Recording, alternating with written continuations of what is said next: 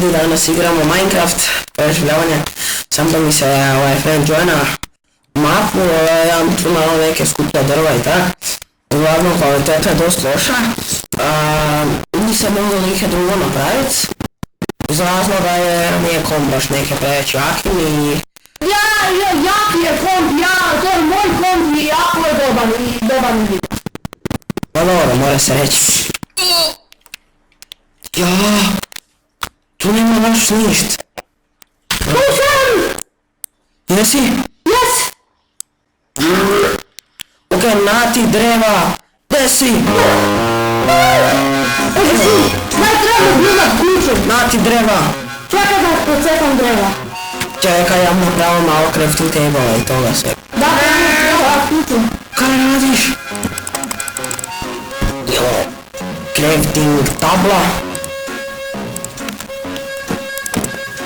To je ne znam. Kaj napraviti se kilo drveno?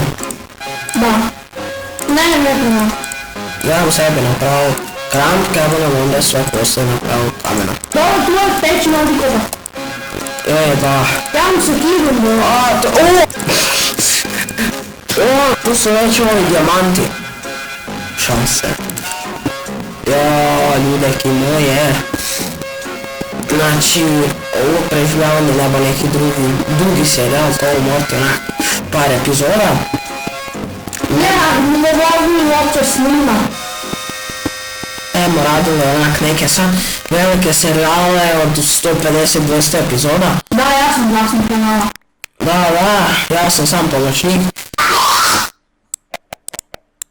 Brate. Ovo je zvučao ko da si mi povraćao na glavu. I ako hoćete, pretplatite se na mojeg najboljeg prijatelja Ivan Show TV. On snima jako dobre videe i Fortnite. Da, on je jako smiješni onak. Vidi Zeko, Peko, pa šta radiš? Ne, to je Pepa, Zeko! Jebate, skoro si crkao. Ovce, tako je bre, ovce. Nisi izglupao sam se! Evo još ovčica. Ovce. Grah. Pa se onda tiče.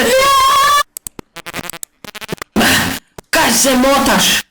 Sad sam ga ubio. Nudno je. Sad sam ubio bez veze.